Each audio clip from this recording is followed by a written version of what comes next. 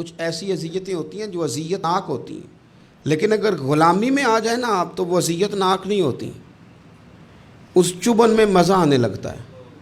کئی درد بھی مزیدار ہوتے ہیں، کئی درد بھی، کبھی زخم ٹھیک ہونے پہ آ جائے نا تو اسے چھیڑو تو مزہ آتا ہے، اس لیے کہ کچھ درد بھی مزیدار ہوتے ہیں۔ آتش سے کسی نے کہا تو روتا بڑا ہے، اس نے کہا محبوب کی یاد میں تڑپتا ہوں، ابھی تو ایک دل ہے، میرے تو خواہش تھی کبھی دو ہوتے نا تو صحیح کر کے تڑپتا۔ رب نے دل ایک بنایا، کہتا وہ مزہ دیا ہے تڑپ نے کہ میری آرزو ہے یا رب میرے دونوں پہلوؤں میں دل بے قرار ہوتا۔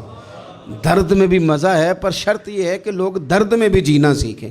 ہم نہ آرام میں جینا چاہتے ہیں، پنکھے کے نیچے جینا چاہتے ہیں۔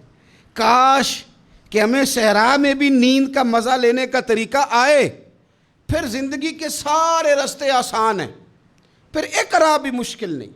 لیکن چونکہ حوصلہ نہیں، صبر نہیں، وہ والا قرار نہیں جو ایک مسلمان سے رب رسول کا مطالبہ ہے۔ حدیبیہ کے موقع پہ نا نبی پاک صلی اللہ علیہ وسلم نے جو شرطیں کافروں کے ساتھ طے کی تھی نا، حضور نے نور بصیرت سے کی تھی نا، تو انہی شرطوں نے پھر فتح کے باب کھول دیے۔ ان فتحنا لک فتحا مبینا۔ ایک شرط یہ تھی کہ اگر کوئی مسلمان مدینے سے مکے آئے گا تو مکے والے واپس نہیں کریں گے، رکھ لیں گے۔ پھر غور کریں، کوئی مسلمان اگر مدینے سے مکے آئے گا تو مکے والے واپس نہیں کریں گے، اور اگر کوئی بندہ مسلمان اپنے آقا کی مرضی کے بغیر مسلمان ہو جائے اور وہاں سے وہ مدینے آئے گا تو حضور پناہ نہیں دیں گے۔ تو میرے بھائی، محبوب کی طرف سے آنے والا نہ صرف سوکھ ہی نہیں قبول کرنا چاہیے، دکھ بھی قبول کرنا چاہیے، دکھ بھی قبول کرنا چاہیے۔ ہمارا یہ مسئلہ ہے کہ ہم نہ میٹھی میٹھی کے قائل ہیں، کڑوی کڑوی کے قائل نہیں۔ اگر وہ کبھی دکھ دے نا تو محبوب کا دکھ بھی سکھ سمجھ کے قبول کرو۔ ہاں اس کی طرف سے کانٹا ہے کبھی تو اسے پھول سمجھ کے قبول کرو، وہ چبھے گا نہیں، انشاءاللہ مزہ ہی دے گا، وہ قبول تو کرو نا۔ تو اب حضرت ابو بصیر رضی اللہ تعالیٰ عنہ ایک صحابی تھے، ایک تو حضرت ابو جندل رضی اللہ تعالیٰ عنہ تھے نا، تو وہ تو حدیبیہ میں آ گئے، حضور مجھے لے جائیں، تو نبی پاک نے فرمایا میں نے وعدہ کر لیا ہے، ان کو بھی حضور نے واپس بھیج دیا۔ اور یہ بیچارے نا اپنے آقا کی جیل توڑ کے مکے سے بھاگ کے مدینے آئے۔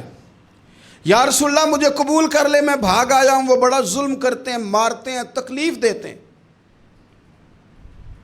وہ آئے تو ادھر سے نا اس کے مالک نے ایک دو بندے بھی بھیج دیے رکا دے کے کہ یا رسول اللہ آپ کا تو وعدہ تھا کہ آپ بندہ رکھیں گے نہیں۔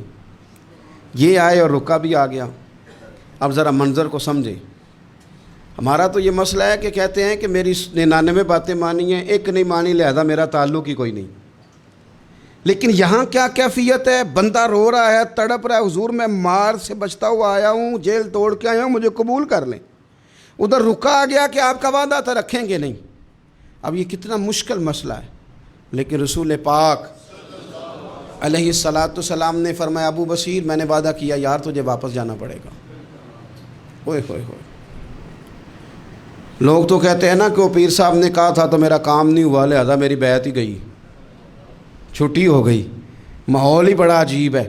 حضور نے فرمایا واپس جا، لیکن جے کر یار دے نام دا ملے مینا، پھر انہوں چولی پا لئیے مینے نو پنجے سٹیے نا، جے کر یار دے نام دا، سامنے والے نے تانا سمجھ کے دیا تھا پر یار کے نام کا تھا نا، اس نے کہا لا صحیح سونے کے نام کا ہے نا، تانا ہوا تو کیا ہوا، جے کر یار دے نام دا ملے مینا، انہوں چولی پا لئیے پنجے سٹیے نا، تے جے کر یار دے نام دی ملے سولی، پھر جھوٹا جھوٹ لئیے تے پیچھے ہٹیے نا، جھوٹا جھوٹ لئیے۔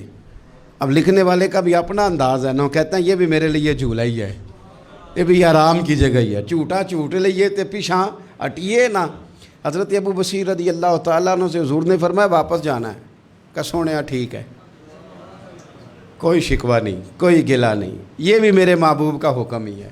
اور کیا بات ہے، میرے نبی وعدوں کے پکے ہیں، کیا بات ہے، حضور نے جو کہا کر کے دکھایا۔ کہتے ہیں میں واپس جا رہا تھا، ایک دو بندے ساتھ تھے، جب مدینے کی حد گزر گئی نا، حضور نے تو کہا تھا نا مدینے میں پناہ نہیں دینی، تو میں نے اس سے کہا یار تلوار بڑی سونی ہے، ذرا دکھانا۔ اس نے دکھائی تو ایک کی میں نے گردن کاٹ دی، دوسرا ویسے ہی بھاگ گیا، اور بھاگ کے حضور کے پاس آیا، جی اس نے تو مار دیا ہے۔ تو سرکار فرمانے لگے میں نے تو وعدہ پورا کیا تھا نا، تم سے نہیں سنبھالا گیا تو معاملہ تمہارا ہے۔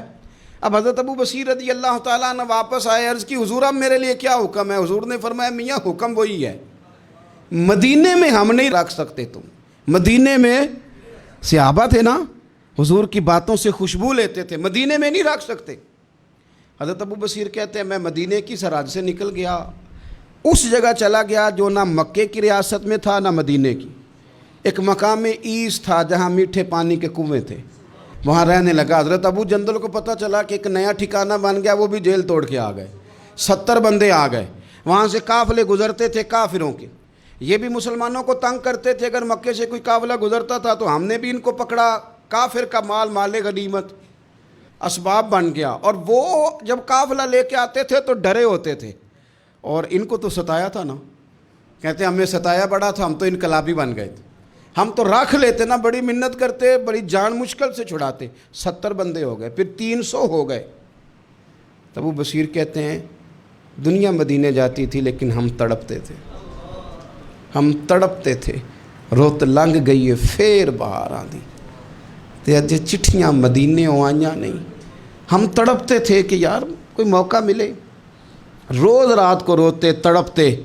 300 انقلابیوں کا جتھا صبر سے بیٹھا ہے مدینے کی سرحد پہ، اندر آنے کی اجازت نہیں، پر غلامی میں روز اضافہ ہو رہا۔ صبر دیکھو، غلامی میں روز اضافہ ہوتا ہے۔ تنگ آ گئے کافر، پہلے بڑی ڈینگیں مارتے تھے کہ دیکھو ہم نے کیسی شرط منوائی ہے، کیسی شرط منوائی ہے کہ ان کا بندہ آئے گا تو ہم واپس نہیں کریں گے، ہمارا جائے گا تو انہیں کرنا پڑے گا۔ پھر اتنے تنگ آئے کہ خود آ کے کہنے لگے حضور مہربانی کریں یہ شرط تو ختم کرے نا، اور ان 300 کو تو مدینے بلائیں، مہربانی فرمائیں۔ حضور بڑے خوش ہوئے، آج غلاموں کے نام پیغام لکھا، غلاموں کے نام پیغام لکھا، چٹھی لکھی حضور نے۔ چٹھی کس چیز کی لکھی؟ آ جاؤ یار مدینے آ جاؤ۔ چٹھی آئی مدینے آنے کے لیے، حضرت ابو بصیر کے نام چٹھی گئی، آ جا یار مدینے، آ جا تیرے نام پیغام سب لائی ہے سرکار نبی سے، اور آیا ہے بلاوا مجھے دربار نبی سے۔ پیغام آیا۔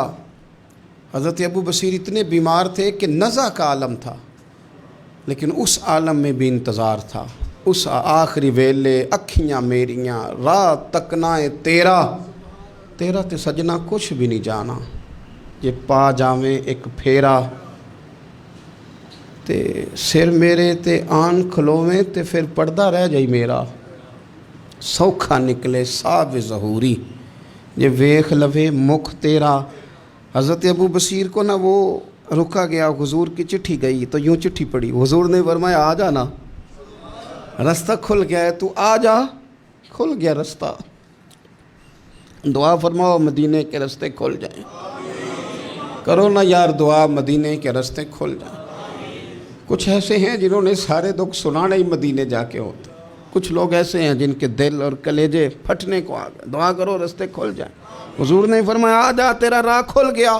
حضرت ابو جندل کہتے ہیں میں سرانے کھڑا تھا، حضرت ابو بصیر کے خط پڑھا، مسکرائے، اشارے سے کہنے لگے کہ دیکھ میرے نبی کا خط ہے، حضور کی چٹھی میرے نام آئی ہے، پڑھنا۔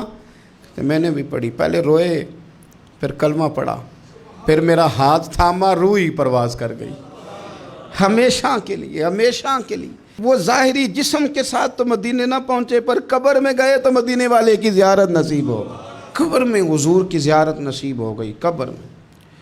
حضرت ابو جندل کہتا ہے میں نے جنازہ پڑھا، اور اسی مقام پہ جہاں انہوں نے انتظار کیا تھا نا، وہ مقام میں انتظار ان کا مزار بنا، مزار کے ساتھ مسجد بنی، مسجد کا نام مسجد ابو بصیر رکھا گیا۔ انہوں نے اس انتظار میں جان دے دی، پر صبر کیا، شکوہ نہیں کیا۔